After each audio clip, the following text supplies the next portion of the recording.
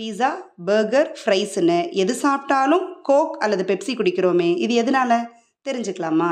ஜென்ரலாக fast food and non veg சாப்பிட்டதும் stomach ஹெவியாக இருக்கிறதால நம்ம குடிக்கிற கோக், பெப்சி மாதிரியான கார்பனேட்டட் ட்ரிங்க்ஸில் கார்பன் டை ஆக்சைடு இருக்கிறதால குடித்ததும் ஸ்டொமக்கில் இருக்கிற கேஸ் எஸ்கேப் ஆகும். அதுதான் பர்பிங், அதாவது ஏப்பம்.